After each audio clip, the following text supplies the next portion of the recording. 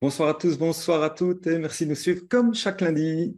Alors aujourd'hui, à l'occasion de la sortie d'un nouveau complément chez Nutrilogix et son laboratoire NRD, donc le B-Active, il nous a semblé intéressant avec Amine de vous parler des vitamines du groupe B. Alors comme vous le savez, ces vitamines hydrosolubles jouent un rôle important dans le métabolisme et c'est vraiment pour nous très important de pouvoir vous en parler ce soir. Alors, je regarde en même temps si on est bien en direct. Oui, on y est. Bonsoir Amine. Alors, pour commencer, est-ce que tu peux nous parler des différentes vitamines du groupe B? Bonsoir Cédric, bonsoir tout le monde. Donc les vitamines du groupe B, il y en a globalement 6. Donc si on prend donc la définition stricte, Mhm. on en a 6. B1, B2, B3, B6, B9, B12. Ce sont on va dire, on peut dire les vitamines du groupe B officielles. La B1 étant la thiamine, la B2 la riboflavine, la B3, bon, ça peut avoir différentes appellations, mais on va dire pour simplifier la nicotinamide, la B6, la pyridoxine ou pyridoxal 5-phosphate, et puis la B9, plutôt connue sous l'appellation d'acide folique, mais plutôt, on va dire folate. L'acide folique, c'est la forme synthétique. Et Mhm. puis la B12, qui est la cobalamine, qui peut se présenter sous différentes formes aussi. Ceux-là sont les vitamines au sens strict. Je dis bien au sens strict parce qu'il y en a d'autres qui ne sont pas forcément des vitamines au sens strict ou qui ne répondent pas à la définition exacte d'une vitamine. Donc, la définition d'une vitamine, c'est déjà, on a deux critères dans l'appellation vitamine. C'est vital amine. Vital, ça veut dire, c'est en anglais, hein, ça Oui. veut dire essentiel, essentiel dans le sens où on peut pas le synthétiser. Et puis, en tout cas, si on veut être plus précis, on peut pas le synthétiser à la quantité suffisante pour les besoins journaliers. Mhm. Parce qu'il y en a des vitamines qui peuvent se synthétiser aussi, comme par exemple la B3, qui se synthétise aussi endogènement à partir du tryptophane par ce qu'on appelle la voie majeure, mais qui n'est pas suffisante. C'est une quantité pas suffisante pour les besoins journaliers. Donc, on est obligé d'en prendre par voie exogène et donc, ça reste toujours une vitamine. Et aussi, donc, amine, ça doit être des amines, en fait. Ça doit appartenir au groupe des amines chimiques. Et donc, dans ce sens-là, on peut avoir alors, il y a d'autres critères, hein, comme par exemple quand il y a une carence, il y a un syndrome caractérisé qui ne se corrige qu'avec un apport supplémentaire en Mhm. cette vitamine, etc. Bon, il y a d'autres critères par rapport à ça, mais globalement, on peut avoir d'autres vitamines du groupe B qu'on appelle vitamines, mais qui sont en réalité des pseudovitamines. Mhm. Pseudovitamines, pas dans une connotation négative, hein, mais pseudovitamines, c'est-à-dire qu'ils ne répondent pas à tous les critères d'une vitamine. Et à ce moment-là, on peut avoir, par exemple, la B5, l'acide pantothénique, la B7, donc selon l'appellation ou la nomenclature francophone, la B7, c'est l'inositol, ou ce qu'on pourrait appeler aussi le myoinositol, qui est la forme Mhm. bioactive de l'inositol. La B8, donc toujours selon la nomenclature francophone, la B8 serait à ce moment-là la biotine. Parce que je dis bien nomenclature francophone parce que dans la nomenclature anglo-saxonne ou anglophone, ces deux-là sont inversés. C'est-à-dire la B7, c'est la biotine et la B8, c'est l'inositol. Mais prenons la nomenclature francophone dans ce cas. On a aussi d'autres B qui sont, par exemple, la B, il y a la B13, la B14, etc. Mais ceux-là ne sont pas très intéressantes en termes d'apport. Et ceux qui sont très intéressantes, on a par exemple la B16, qui est le TMG, Ouais. triméthylglycine, ou la bétaïne, appelée aussi. Et puis la carnitine également, la B20, la L-carnitine. Euh, Ceux-là sont aussi des vitamines du groupe B qui sont très intéressants et qui sont classés comme pseudo-vitamines plutôt. On les appelle Mhm. vitamines, mais qui sont aussi des pseudo-vitamines.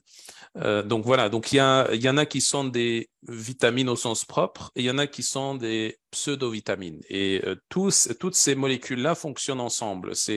Ils répondent en fait besoins métaboliques, Mhm. rôles, etc. Bon, c'est un peu différent. Quand on les prend une à une, c'est relativement différent. Mais globalement, on a des fonctions métaboliques qui sont remplies par ces différentes vitamines et pseudovitamines.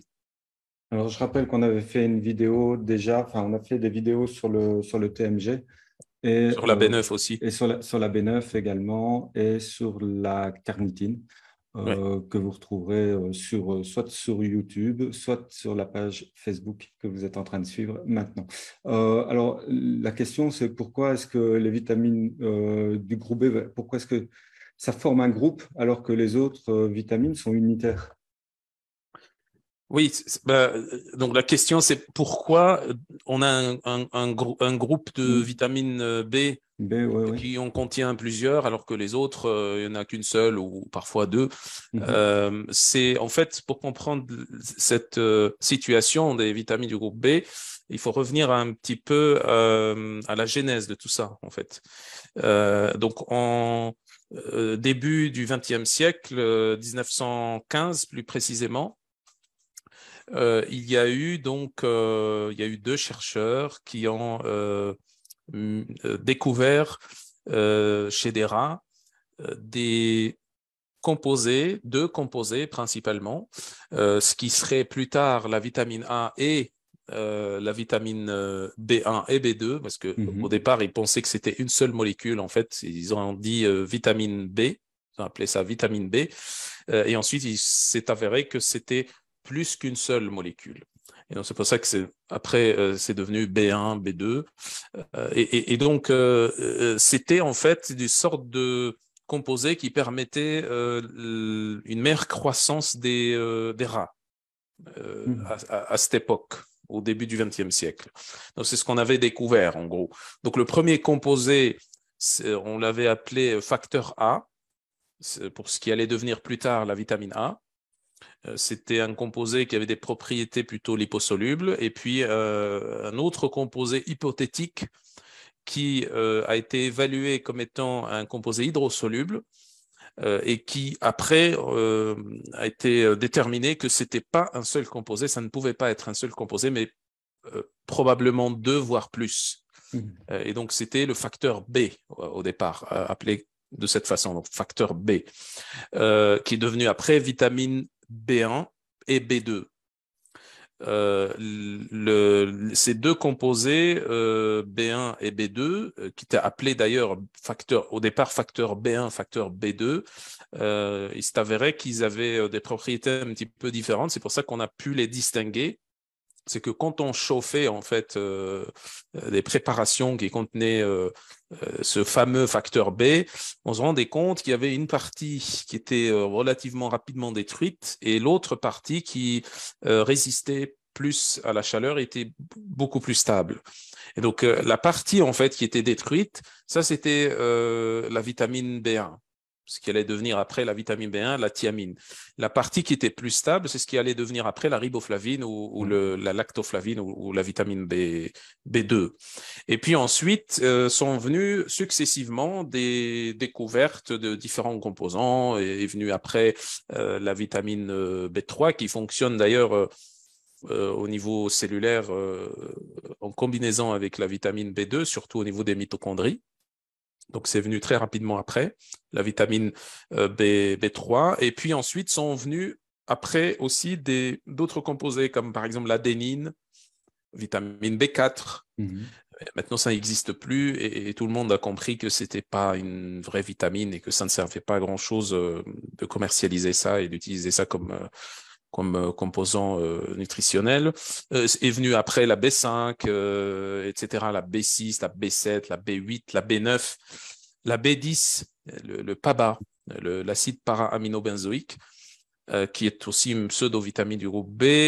La B11, ça c'était en fait la B11, c'est la vitamine B9 qui s'appelait la B11 et dans certains pays, ça s'appelle encore B11. Si on regarde dans les pays euh, néerlandais, donc surtout aux Pays-Bas, Mhm. partie de la Belgique. Ouais. Voilà. Là, on utilise encore cette appellation pour la vitamine B9. On ne dit pas vitamine B9, on dit vitamine B11.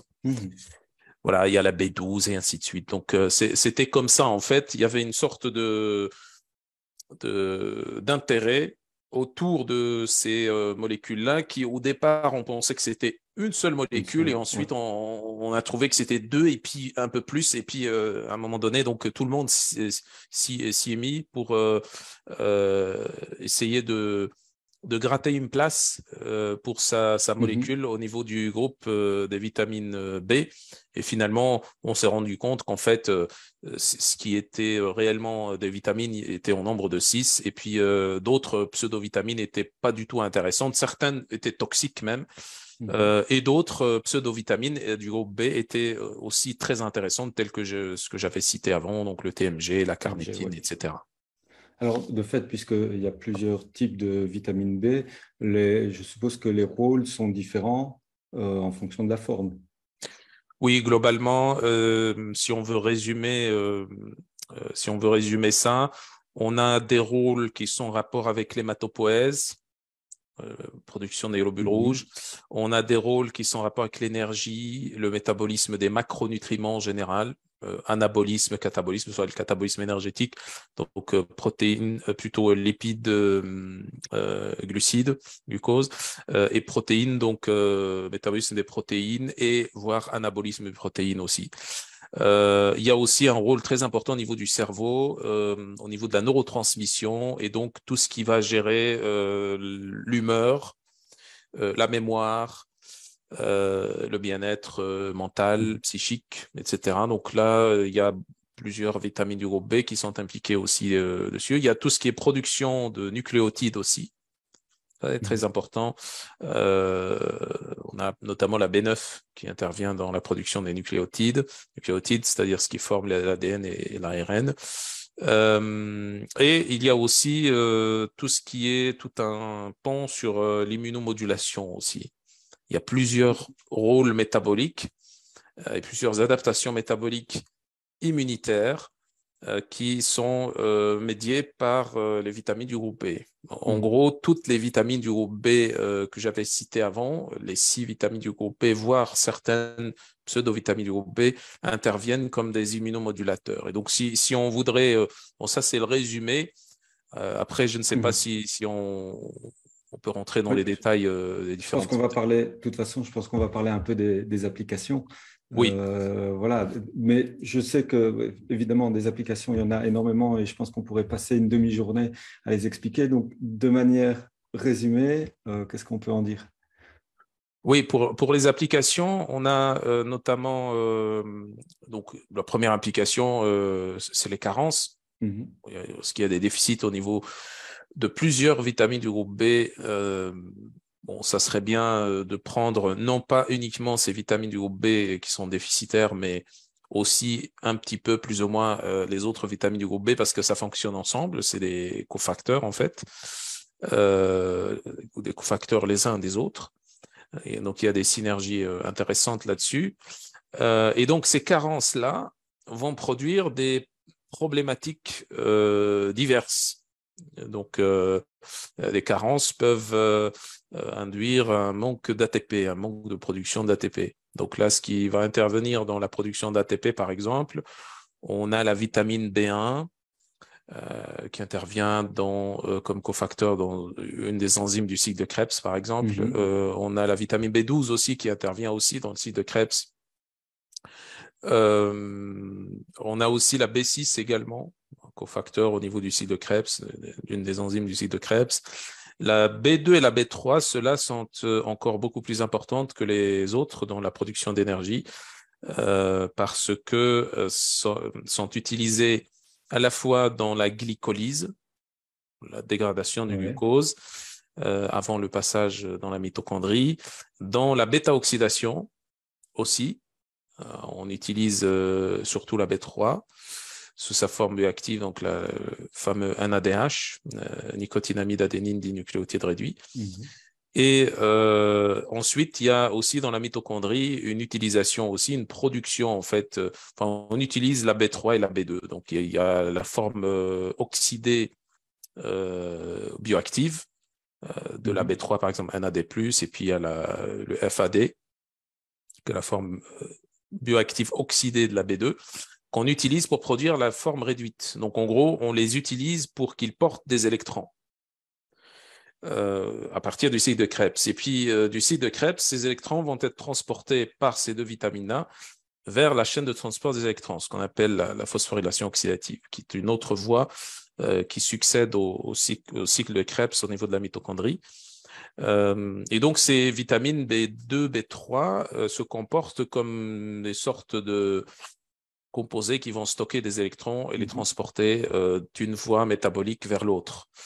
Ce qui va permettre, bien entendu, à l'issue de cette phosphorylation oxydative, de cette chaîne de transport des électrons, de produire de l'ATP. Donc ça, c'est très important. Donc, quand il y a moins de ces vitamines qu'on a citées, donc B1, B2, B3, B6, B12, on a moins de production d'énergie, tout simplement. Et c'est pour ça qu'un des signes de déficit en vitamines du groupe B en général, c'est la fatigue. Il y a aussi tout ce qui est en rapport avec la neurotransmission. Donc la neurotransmission, c'est-à-dire la transmission de l'influx nerveux et donc l'implication des neurotransmetteurs au niveau des synapses dans cette neurotransmission. Et donc on sait très bien qu'on a des neurotransmetteurs qui sont inhibiteurs, d'autres qui sont activateurs et d'autres qui font les deux en même temps. Enfin, en même temps, dans deux endroits différents, mais c'est le même neurotransmetteur et qui fait deux effets différents. Et donc ici, on a par exemple la B6 qui est un cofacteur, c'est le cofacteur le plus important dans la production de pas mal de neurotransmetteurs. Comme la dopamine, comme la sérotonine, comme le GABA, et ainsi de suite. Donc, il y a tout un tas de... Et puis, de neurotransmetteurs dont la B6 est nécessaire pour leur synthèse. Et puis, il y a aussi la B9 et la B12 aussi, par leur capacité de méthylation, qui vont produire certains neurotransmetteurs aussi à partir, donc par exemple la mélatonine à partir de la sérotonine ou l'adrénaline à partir de la noradrénaline, etc. Donc pareil, quand il y a des déficits sur ces vitamines du groupe B, cela B6, B9, B12, on va avoir aussi des défaillances, des déficits au niveau des neurotransmetteurs, soit des déficits quantitatifs, on a moins de tel ou tel neurotransmetteur, soit des déficits fonctionnels, où tel ou tel neurotransmetteur ne vont pas bien fonctionner. Sinon, j'avais aussi évoqué la méthylation.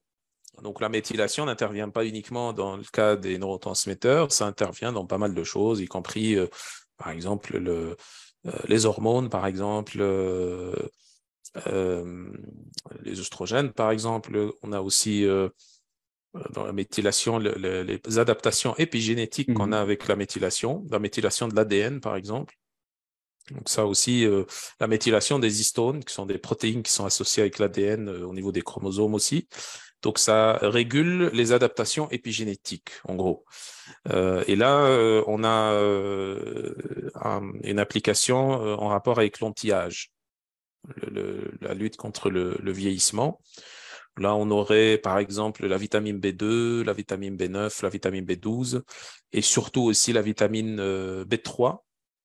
Alors, la B2, B9, B12, c'est plutôt la méthylation. La B3, c'est plus en rapport avec l'acétylation, qui est un autre processus métabolique qui gère pas mal de choses, y compris les adaptations épigénétiques aussi. On a une acétylation, par exemple, des histones, et donc un effet sur l'expression des gènes.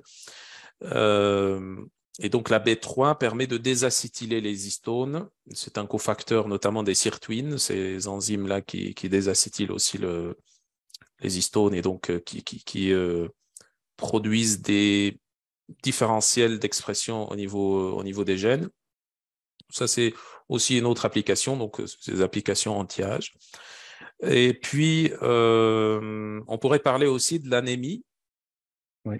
Tu vois, par exemple, il y a des situations où quand on a certaines carences en vitamine du groupe B, on peut avoir des anémies. Par exemple, ce qui est le plus connu, c'est l'anémie mégaloblastique avec déficit de B9 et ou de B12, voire beaucoup plus rarement déficit en B1. On peut avoir aussi, on peut parler de quelque chose de plus rare, l'anémie par saturnisme, par intoxication au plomb, où là, c'est B6 dépendant. Donc, le plomb va inhiber deux enzymes au niveau de la voie de la production de l'hème qui sont dépendants, dont le fonctionnement est dépendant de la vitamine B6. Donc, il y a cette problématique-là avec donc l'anémie par saturnisme, où on peut même ne pas avoir une intoxication au plomb et juste avoir une carence en B6, et ces deux enzymes vont fonctionner moins, et donc on va avoir moins de production d'hème aussi. Donc il y a pas mal d'applications aussi dans ce sens, avec, là je ne détaille pas, mais je donne des pistes, des réflexions. Avec l'anémie, on a pas mal d'applications aussi sur les vitamines du groupe B. Qu'est-ce qu'on a d'autre? On a aussi tout ce qui est risque cardiovasculaire également. Donc là, par exemple, on a tout ce qui est en rapport avec l'homocystéine. Pareil, on avait cité tout à l'heure la B9 et la B12 et la B2 aussi en rapport avec la méthylation. Et donc, en fait, il faut savoir que le cycle de la méthylation, le cycle qui produit le méthylateur, qui est le S-adénosylméthionine, est le même que le cycle de l'homocystéine, en fait. Donc, quand on a suffisamment de B9, B12 et de B2, on obtient moins d'homocystéine. Moins d'homocystéine veut dire moins de risque cardiovasculaire. La bétaïne aussi joue un rôle là-dessus également, sur une autre voie qu'on appelle la voie raccourcie également. La bétaïne, donc le fameux triméthylglycine qu'on avait cité tout à l'heure comme pseudovitamine, la fameuse vitamine B16.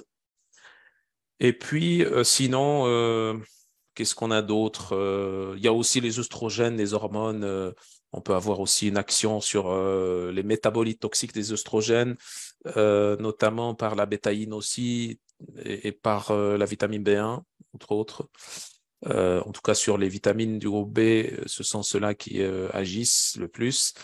Et sinon, on avait parlé aussi, si tu te souviens, on avait fait une vidéo sur l'équilibre de l'acidité au niveau de l'estomac. Et donc là, on avait parlé de la B1, B6, par exemple, qui régule la production de l'HCl au niveau de l'estomac, et ainsi de suite. Donc, il y a, ça n'en finit pas. Il y a pas mal d'applications, puisqu'en fait, il ne s'agit pas d'une seule vitamine, et qu'en plus, si on prend juste une seule vitamine du groupe B, on va trouver des tas d'applications, et il y a des tas d'études aussi par rapport à ça. Mais il faut juste signaler que les vitamines du groupe B sont souvent données lorsqu'il y a des carences, lorsqu'il y a des déficits. Alors, il y a des situations où on les donne même s'il n'y a pas forcément de déficit qui est identifié par une biologie. Mais on peut avoir aussi des signes cliniques de déficit aussi sur ces vitamines-là. Parce que les analyses biologiques ont leurs limites également. Mais globalement, tout ce que je viens d'expliquer maintenant en rapport à les applications, etc., vitamines du groupe B et d'autres applications sont quasiment toujours, je dirais, en rapport avec des carences ou des déficits de ces vitamines-là. Pas forcément des déficits qui pourraient se voir au niveau de la biologie, mais ça pourrait aussi être des déficits un peu cachés, subcliniques, qu'on voit parfois par des signes cliniques. Alors, on voit son côté, son action très large de la vitamine B. Et du coup, par rapport à tout ce qui est dit, ça pourrait être un peu sexy, entre guillemets, de se dire demain, je prends de la vitamine B. Est-ce qu'il faut impérativement faire un dosage, ou c'est d'ailleurs une question de Kamel, est-ce qu'il faut impérativement faire un dosage, ou est-ce qu'on peut de temps en temps se faire une cure de vitamine B? Je dirais oui. Il faut faire un dosage parce qu'il y a certaines vitamines du groupe B qui sont qui pourraient relativement avoir une certaine toxicité. Si on les prend comme ça à l'arrache, je dirais à la pelle. On peut peut-être en parler. On peut Oui. parler de ça, des risques de surdosage tant qu'on y est. Oui, Voilà, donc on a bien voilà. entendu, oui, il vaut mieux faire un dosage pour savoir s'il Oui, nous c'est faut de la ça. vitamine B. Et quels sont les risques alors en cas de surdosage? Ben, les risques, ça dépend des surdosages, dans quel Mhm, type de vitamine. Mais globalement, on a par exemple ce qui est la vitamine qui peut monter très vite et qui peut produire certains signes de toxicité comme des signes neurologiques en général, des mhm, sortes de paresthésie, des sensations un peu bizarres au niveau de la peau, des tics nerveux et tout ça. C'est la vitamine B6. Donc, la vitamine B6, il faut absolument faire une biologie avant d'en prendre et il mhm. faut en faire une biologie après avoir pris pour voir si le taux s'est corrigé ou pas encore ou si ça a dépassé ou autre. C'est pour ça que ici, enfin, c'est plus des informations, je dirais, que je suis en train de partager ici, qui sont plutôt destinées pour des médecins, des Ouais. thérapeutes formés, des nutrithérapeutes, etc. Donc des Mhm. personnes qui s'y Des connaissent, personnes des averties, professionnels de la ouais, tout à fait, santé. ouais, ouais. Ne pas aller prendre directement un complexe B, enfin un complexe B, mais je dirais des vitamines du groupe B en général, sans aucune surveillance et de les prendre comme ça Mhm. régulièrement. Il faut faire attention avec ça. Par contre, donc là, ça serait bien donc de consulter un professionnel de santé. Et s'il voit il y a des carences, soit au niveau biologique, soit au niveau clinique, soit au niveau des deux, à ce moment-là, il peut adapter les Mhm. dosages en fonction des situations. Et donc, c'est en général, on s'y connaît un petit peu sur sur les effets doses en Ouais, fait, ouais, c'est-à-dire ouais. la durée nécessaire, etc. Donc plus d'expérience par rapport à ça. Maintenant, euh, voilà, faut pas non plus être, je sais pas moi, affoler les gens. Parano, ouais. Voilà, les vitamines du groupe B, on les retrouve dans les aliments. Mhm. Ça se trouve dans les aliments d'origine animale, dans les céréales. La B9, on a des quantités pharmacologiques dans les légumes verts, par exemple, etc. Et donc, bon, une petite cure, je dirais, de quelques semaines, grand maximum 4 semaines, un mois. Une seule cure, on va dire, chez quelqu'un qui est carencé, ça ne va pas faire de mal. Ouais. Au contraire, ça peut aider, mais encore une fois, faire attention et surveiller les dosages sanguins et les signes cliniques de carence et de toxicité aussi. Donc, c'est pour ça que le mieux, c'est de s'orienter vers un professionnel qui s'y connaît. Ouais. Alors justement, j'ai une question. Attends, je voulais rebondir sur une question, mais que j'ai oubliée. Ah oui, ben voilà, Jeanne qui nous dit justement, est-ce que du coup, il est préférable de prendre chaque vitamine du groupe B séparément ou prendre un complexe comme B complexe chez nous, mais voilà, ou un complexe de vitamine B. Ça dépend des situations. C'est pour ça Mhm. que ça dépend des situations. Si il y a une seule et unique carence sur une seule vitamine du groupe B bien Pourtant ciblé. identifiée, etc., et que toutes les autres vitamines sont OK, à ce moment-là, bon, bah, c'est clair que le professionnel de santé va recommander de, d'augmenter les aliments qui contiennent cette vitamine Mhm. précisément et dans l'alimentation et de se supplémenter sur cette vitamine précisément. Mais en général, quand on a plusieurs euh, carences, même si c'est pas toutes les vitamines du groupe B qui sont carencées, mais on va dire deux carences, plus de deux Ouais. carences, on aura besoin de toutes les façons des autres vitamines du groupe B, parce que Mhm. vu qu'on donne un dosage supplémentaire sur ces vitamines-là qui sont carencées, les autres vont être utilisés aussi. Le Ouais. pool des autres vitamines du groupe B, même C'est- s'il n'y a pas de carence, il va être surutilisé aussi, vu qu'on donne Mhm. un dosage supplémentaire. Donc, ça serait toujours bien d'avoir un complexe ensemble parce que ces vitamines-là, comme on l'a vu au niveau des rôles métaboliques, des applications, ça fonctionne ensemble. Mhm. Souvent, ça fonctionne ensemble en groupe. Euh, voilà, c'est pas pour rien qu'on les a mis dans un seul et même groupe. Ouais, ouais. Voilà, donc si c'est une seule problématique ciblée vers une vitamine du groupe B qui précisément qui pose problème, à ce moment-là, on traite avec cette vitamine-là, par l'alimentation déjà et par, si nécessaire, un complément. Sinon, ça serait bien de rassembler les différentes vitamines du groupe B pour ne pas créer des déséquilibres. À un moment donné, on va corriger les vitamines qui posent problème, le taux de vitamines qui pose problème, et puis ensuite, on crée d'autres déséquilibres ailleurs aussi. Alors, une question toute simple, on parle beaucoup de la B8 qui pourrait modifier certains dosages d'analyse. Qu'est-ce que t'en dis? Oui, Ah, surtout des analyses hormonales, ouais. Ah oui.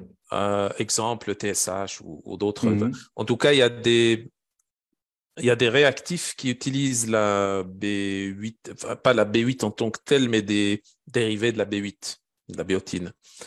Ce qui correspondrait, si quelqu'un prendrait de la B8 en quantité importante, et là je vais donner un ordre de grandeur pour qu'on se situe, Mhm. si quelqu'un prendrait une quantité importante de B8, c'est comme si l'opérateur, le technicien qui fait l'analyse biologique, a mis trop de réactifs dedans. Dans le truc là pour faire l'analyse, dans la machine pour faire l'analyse, ce qui fait que Mhm. on obtient des résultats faussés. Maintenant, le dosage en général où on observe ces interactions c'est des dosages très élevés. C'est souvent quand il s'agit de plusieurs milligrammes. Plusieurs Mhm. milligrammes.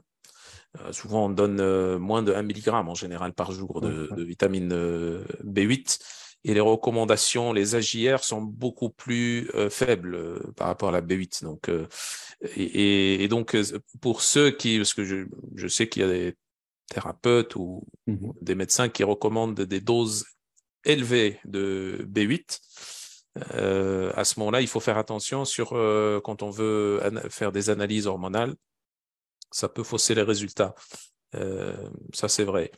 Donc, par contre, si par exemple quelqu'un prend des doses élevées de B8 et que il a besoin de faire un dosage d'hormones quelconque, le mieux c'est de garder encore une semaine ou deux, donc de d'arrêter encore une semaine ou deux la supplémentation B8 Mhm. afin de diminuer déjà les dosages sanguins de B8 et puis ensuite faire l'analyse. Donc ça, il faut faire attention avec ça. Mais en général, les nutrithérapeutes et les professionnels de santé formés à ça, ils s'y connaissent sur ça, donc ils savent gérer Mhm. ça. Alors, dans les questions auxquelles tu n'as pas encore répondu, El Hussein qui nous demande si la prise de supplément de la vitamine B est-elle vraiment déconseillée durant la chimiothérapie? Euh, je dirais oui, oui. Enfin, chimiothérapie ou cancer ou peu importe, Oui. oui. On reste, sauf s'il y a des carences, mais ça, enfin, je ne vais pas en parler ici. C'est une vidéo grand public. C'est des choses qui sont relativement délicates Mhm. qu'on peut pas détailler globalement, mais on va dire que pour donner une réponse courte, oui, il faut faire attention avec les vitamines du groupe B, avec tout ce qui est cancer, chimio ou pas, et ne recommander ça que lorsqu'il y a des carences avérées en vitamine du groupe B et ne donner que des doses très minimes. Mhm. Ne pas dépasser les doses recommandées, les AJR, les apports journaliers Ouais. recommandés. Et même avec ça, il faut que ça soit géré par un professionnel de santé formé à ça. Mhm. Yasmina qui nous demande quelles peuvent être les causes d'élévation de la B12. Ah, il pourrait y avoir différentes raisons. Le patient Euh, prend de la B12, par exemple. voilà.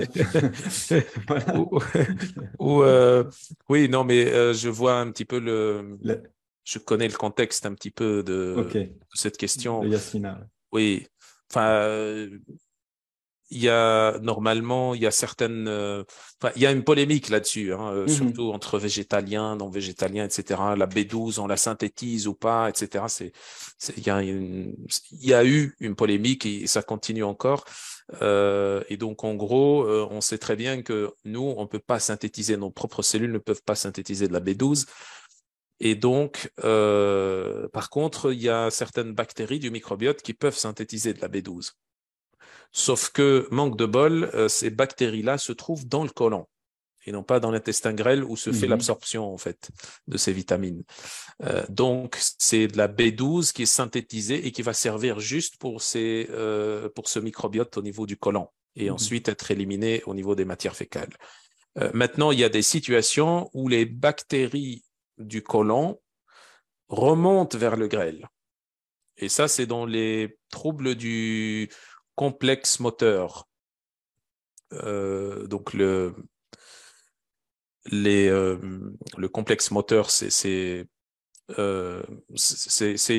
un processus en fait qui est géré par le système nerveux parasympathique au niveau des intestins et au niveau déjà donc de tout le tube digestif. Et ça constitue des sortes de vagues en fait, des ondulations, des vagues qui vont du haut vers le bas et qui font garder les bactéries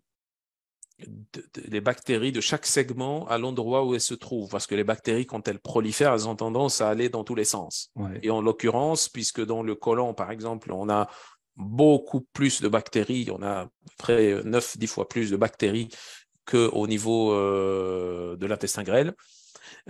Et donc, s'il n'y a pas le sphincter là, qui sépare entre le côlon et le grêle, et s'il n'y a pas ces ondulations-là, ce qu'on appelle ce complexe moteur, ça remonte vers le haut. Et donc, quand il y a des anomalies sur ce processus-là, ça remonte.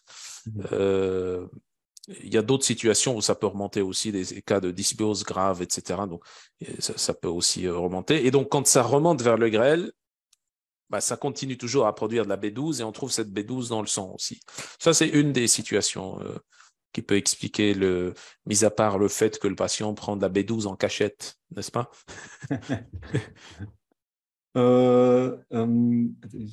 J'avais une question. Est-ce que les formes synthétiques de vitamine B est aussi efficace que la forme méthylée? La forme synthétique, il n'y en a qu'une seule, c'est la cyanocobalamine. C'est une forme à la fois synthétique et précurseur. La forme méthylée est une des deux formes bioactives. Donc, je dirais que ça dépend de ce qu'on cherche en fait. Oui, si on compare la cyanocobalamine avec la méthyle, oui, la méthyle est beaucoup plus intéressante vu que ça intervient dans à peu près toutes les voies que j'avais citées avant et toutes les applications, sauf pour la production d'énergie où là c'est une autre forme. Mais oui, la cyanocobalamine est moins intéressante. Il y a toujours des groupements cyanides là qui se détachent et qu'on doit métaboliser au niveau du foie, qui sont plus ou moins toxiques. Donc c'est pas non plus une forme extrêmement toxique, pour qu'on soit clair. Mais il y a mieux et pas plus cher en tout cas. D'accord. Oui. Je te posais cette question en omettant expressément un petit détail, c'est que Elias nous demandait est-ce que la forme synthétique du B-complexe de chez Nutrilogix est aussi efficace que la forme méthylée. Donc voilà, tu as répondu à la question. La forme synthétique de chez Nutrilogix, j'ai pas compris. Ben voilà, Elias. Quelle forme synthétique? Justement, il n'y en a pas. Oui, il n'y en a pas en Justement, fait. il n'y en a pas. Il n'y a que des formes Donc, voilà. bioactives et la forme hydroxo peut-être. La forme hydroxo n'est pas synthétique. La forme hydroxo est une forme naturelle qu'on trouve dans les aliments, mais qui est une forme précurseur. Donc là, c'est une bonne question. Pourquoi on a mis l'hydroxo, forme précurseur, alors qu'en même temps, on a mis aussi la forme méthyle, qui est la forme bioactive en fait. Une des deux formes bioactives. Ben justement, ça c'est si la question allait dans ce sens, mais moi je vais quand même la prendre dans ce sens parce que ça me paraît une question intéressante. Les deux formes bioactives de la B12, c'est l'adénosyle et la méthyle. Ok? La méthyle, on l'a déjà dans le produit. L'adénosyle, on peut pas la mettre dans un produit qui se prend péros parce que c'est une forme qui s'absorbe plutôt au niveau sublingual. Donc, on met la forme précurseur pour avoir en partie cette forme adénosyle. une fois que c'est absorbé. Plus le facteur intrinsèque qui améliore l'absorption de la B12. Ok. Voilà. Alors, dernière question pour ce soir, c'est Christiane qui nous demande, dans une approche métabolique du cancer pour aider la mitochondrie, des protocoles préconisent B2, B3 et TMG. Est-ce que c'est une erreur de recommander ça? Je ne répondrai pas à cette question. C'est une question trop technique pour être répondue comme ça en public. Peut-être dans une autre conférence, mais je garderai la fermée, réponse alors. pour moi. Oui. Une conférence fermée. Conférence fermée pour professionnels de santé. Voilà. OK. OK. Eh bien, merci pour toutes ces explications. Moi, je comprends mieux pourquoi mon entraîneur sportif me faisait prendre de la vitamine B très largement quand j'étais en compétition, il y a bien longtemps, dans mon jeune temps. Merci à tous et à toutes. Je vous souhaite une excellente soirée, une excellente semaine. Prenez soin de vous, prenez soin de ceux que vous aimez. Salut Amine. Merci, salut. Au revoir. Au revoir.